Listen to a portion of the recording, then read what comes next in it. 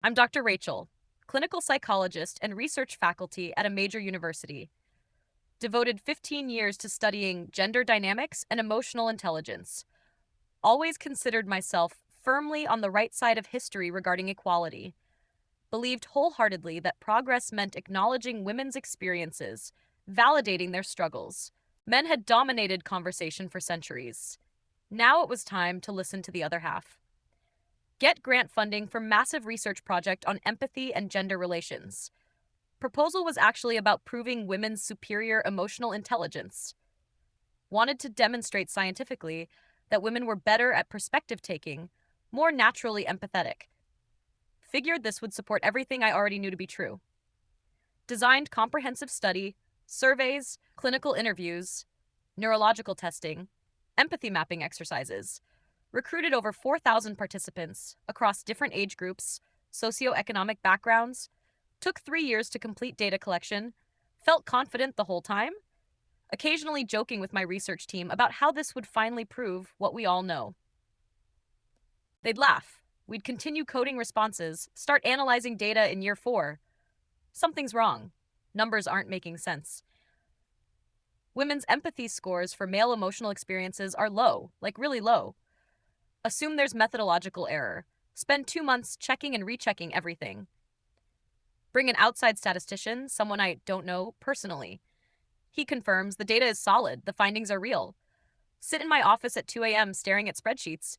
Women scored dramatically lower than men when asked to identify, understand, and validate masculine emotional experiences. The empathy gap wasn't what I expected at all. It was running in the opposite direction. Feel my stomach drop. This can't be right. This can't be what the science is showing. Decide to dive deeper into the qualitative data, the actual interview transcripts. Maybe the numbers are misleading. Maybe the context will explain on the session. Start reading through hundreds of recorded sessions. One interview with Marcus 34, middle management.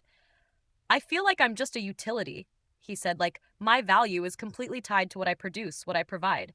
If I lost my job tomorrow, I don't know who I'd be. Female interviewer's response in transcript. Well, women have dealt with being objectified for centuries, so she didn't follow up, didn't explore his feelings, just deflected. Read another one. David, 28, recently divorced. The hardest part was everyone assuming I did something wrong, that I must have cheated or been abusive or failed somehow. Nobody asked if I was okay. My own sister said, "What did you do to her?" Interviewer response. Well, statistically, men are more likely to, she never let him finish, never acknowledged his pain. Go through transcript after transcript. Pattern is consistent and devastating. Women interviewers repeatedly dismissed, minimized, or redirected when men discussed. Pressure to be stoic and strong. Fear of being seen as weak or failing. Loneliness and lack of emotional support systems. Confusion about their role in modern relationships. Feeling disposable.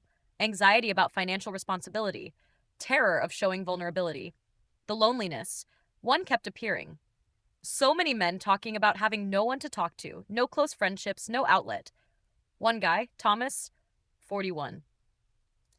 I haven't had a real conversation about my feelings in probably 6 years. My wife thinks I don't have any. My friends would think I was gay or broken if I tried, so I just don't. Interviewer, have you considered that maybe men need to do the work of building emotional intimacy with each other instead of expecting women to do that labor?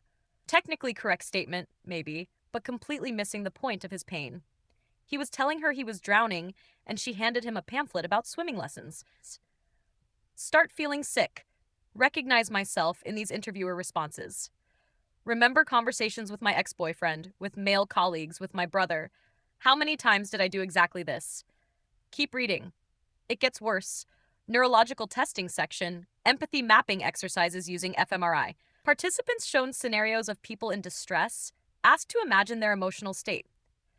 When scenarios involved women in distress, strong activation in empathy-related brain regions for both male and female participants. When scenarios involved men in distress, male participants still showed empathy activation.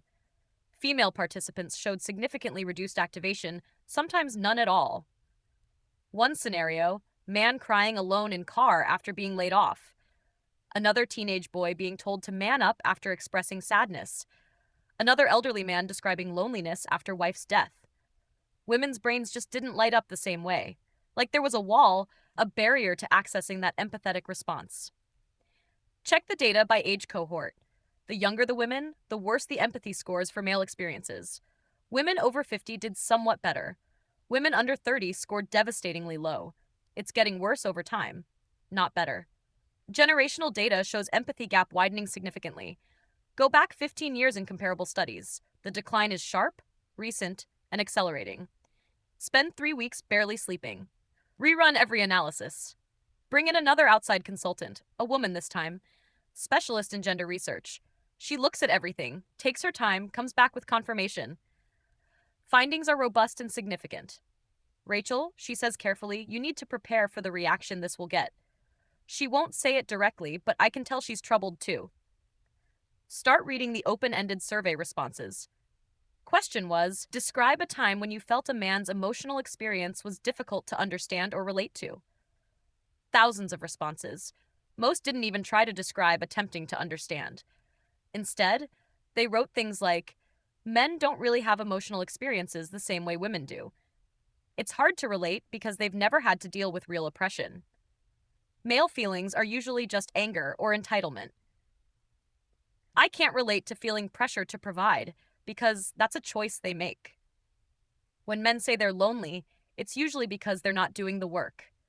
Barely any responses showed genuine attempt to imagine male subjective experience compared to male responses about not understanding women. Men at least tried. I know I don't understand what it's like to fear walking alone at night the way women do. I try to imagine the pressure of beauty standards, but I know I can't fully grasp it. I wish I understood better how to support my wife when she's overwhelmed. They acknowledged limitation while recognizing validity of the experience. Women's responses mostly denied the validity of the male experience altogether.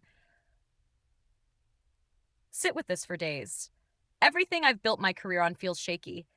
Not the feminism itself, not the advocacy for women's rights, but the assumption I'd always made that women were naturally more empathetic, more emotionally intelligent, more capable of understanding. What if we'd gotten so focused on validating women's experiences that we'd completely lost the ability to see men as fully human?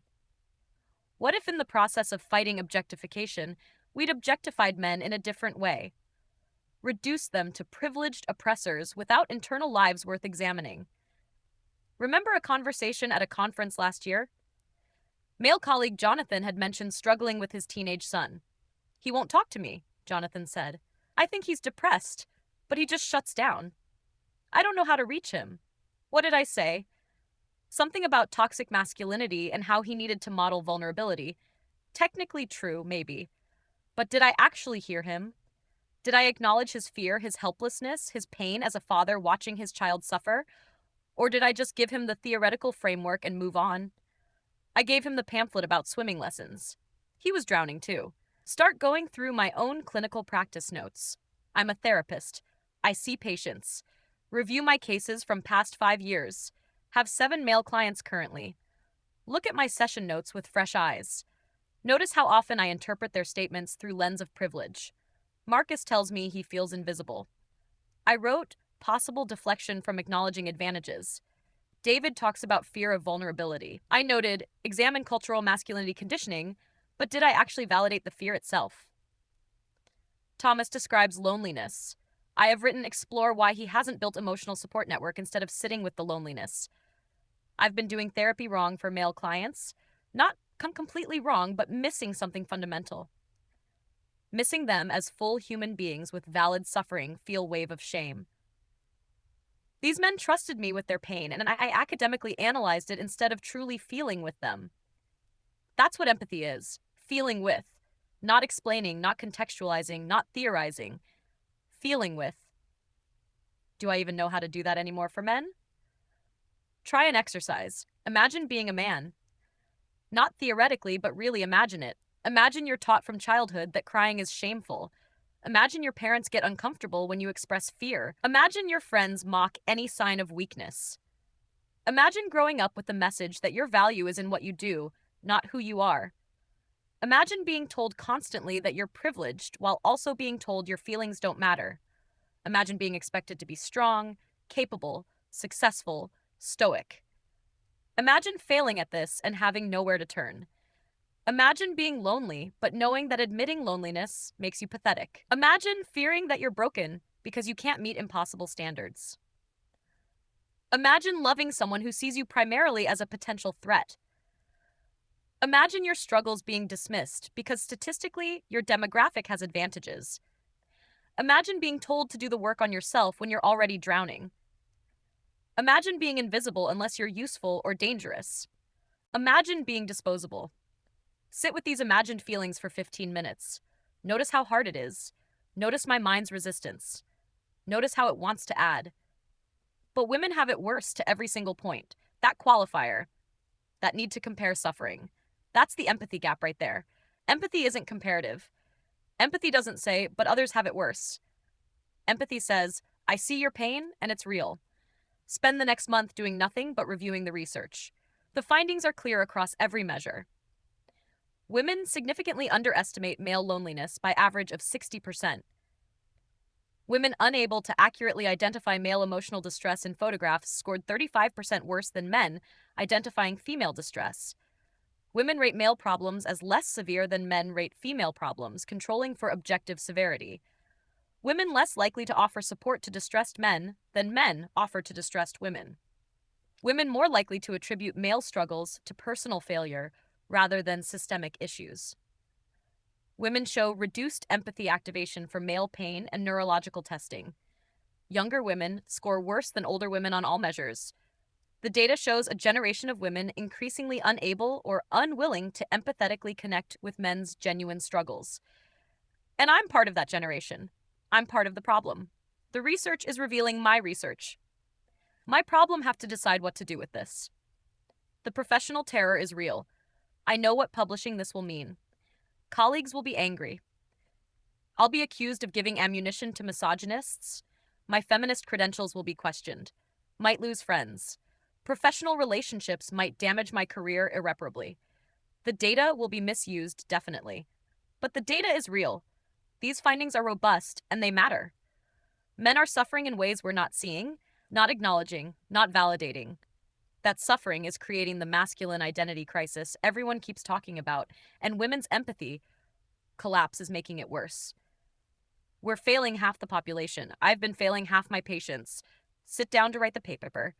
It's the hardest thing I've ever written. Have to be precise, careful, clear. Have to present the findings honestly, without sensationalizing. Have to acknowledge limitations while standing behind the significance. Have to write something that will withstand intense scrutiny, because I know it's coming. Spend 6 weeks on the draft. My co-researchers are nervous too. Jennifer, my lead research assistant. Rachel, are you sure about this?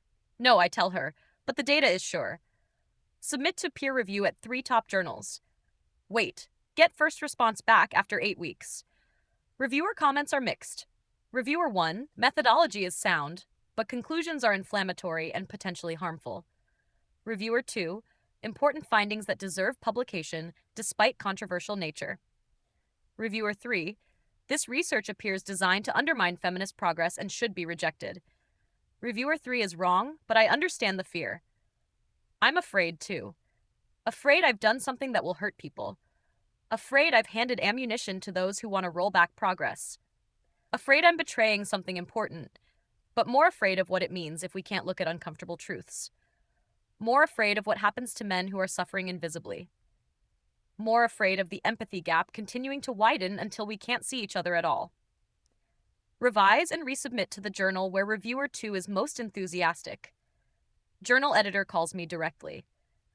Dr. Rachel, I want to publish this, but I need you to be prepared for the response. I know, I say. No, I don't think you do. This will be career defining. It will follow you forever. Should I not publish it? Long pause. That's not my call, but the findings are significant. If they're accurate and our reviewers believe they are, this is important work. Then we publish. Paper is scheduled for publication in 6 weeks. Start preparing for the fallout. Tell my department chair. She's sympathetic but concerned. Rachel, I support academic freedom, but this is going to create problems. I know. Are you absolutely certain about the methodology? Yes, we've had it reviewed externally multiple times, and you're certain this is worth it. Think about Thomas alone with his feelings for 6 years. Think about Marcus feeling like a utility. Think about David blamed for his own pain. Think about all the men in the study who shared their struggles and were met with dismissal. Think about my own male clients who I'd failed to truly see. Yes, it's worth it. Paper publishes on a Tuesday. By Wednesday, my inbox is completely overwhelmed. Hundreds of emails, some supportive, mostly from men thanking me, many angry, mostly from feminist academics, death threats from men's rights extremists. Somehow I'm not on their side. I'm just reporting data. Death threats from radical feminists. I'm still a feminist, just an honest one. Media requests from everyone. Trending on social media, though I don't have accounts. My name is everywhere. Colleagues avoid me in hallways. One of my mentors emails, "Disappointed you chose to publish this. You're doing harm." Another colleague, someone I barely know, stops by my office. "Thank you. My son needed this research to exist. Get invited to speak at a conference on men's mental health. Get disinvited from a conference on feminist psychology. It's all happening so fast." Read through the public responses. The discourse is exactly what I feared. Misogynists using it to claim women are naturally cruel and unempathetic. Feminists claiming it's methodologically flawed without addressing the actual methodology. Almost nobody engaging with the actual findings honestly. Almost nobody asking, what do we do about this? If there's really an empathy gap, if women really are struggling to connect with male experiences, how do we fix it? That's the question I want to be asking. But everyone's too busy being angry or vindicated. Get call from a major news network wanting interview. Decline. This isn't about me becoming a personality. This is about the research speaking for itself. More emails. One from a man named Christopher. "I showed my wife your study. She cried. She said she'd never thought about it like that. We're talking now." Really talking. Thank you. One from a woman named Paula. "You've set feminism back decades. Hope you're proud. Don't know how to feel about either. Start getting requests from other researchers. Some want to replicate this, some want to replicate, some want to find flaws in it. Both are good, actually. That's how science works. Invite replication, invite scrutiny. If I'm wrong, I want to know. If I'm right, the findings need confirmation." 3 months after publication, sitting in my office, stack of mail, hundreds of emails, phone messages. Career has definitely changed forever. Some opportunities closed, others opened. But mostly I'm different. I look at things differently now. Listen to my male clients differently. When Marcus tells me he feels like a utility now, I don't contextualize. I say, "That sounds incredibly lonely and dehumanizing. Tell me more about that feeling." When David talks about being blamed for his divorce, I don't bring up statistics. I say, "It sounds like you felt abandoned by everyone when you needed support most." When Thomas describes his isolation, I don't ask why he hasn't built a support network. I sit with him in the isolation and say, 6 years is a long time to be alone with your pain. Their responses are different. They open up more, they trust me more, they heal more. This is what empathy does. Get email from Jennifer, my research assistant. "New replication study just published. Confirmed our findings. Thought you'd want to know." Read the new study. Different researchers, different populations, similar methodology, same results. Women's empathy for male emotional experiences significantly lower than reverse. Gap is real. It's measurable. It's replicable. This is now established science, not just my controversial study. Feel relief and sadness. Relief that I wasn't wrong, that the work was solid. Sadness that the problem is confirmed.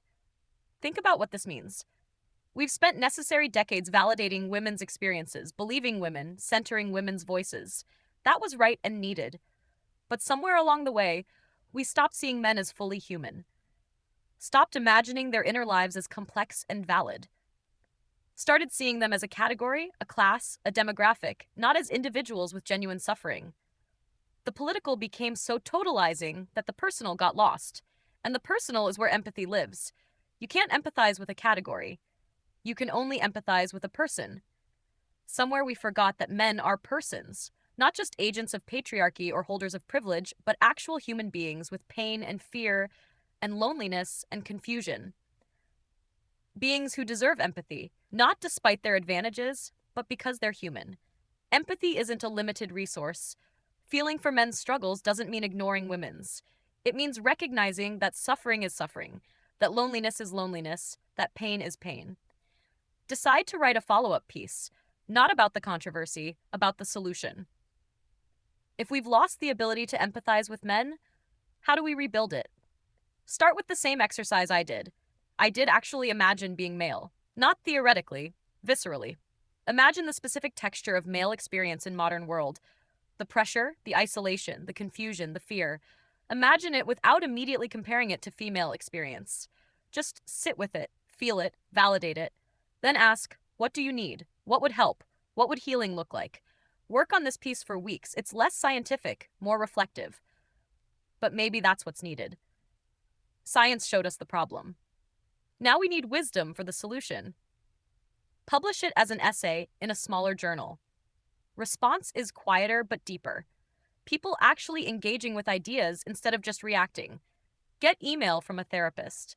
I've completely changed how I work with male clients after reading your research. Thank you. Get email from a mother. I'm trying to understand my son better now. Your work helped me see I'd been dismissing his struggles.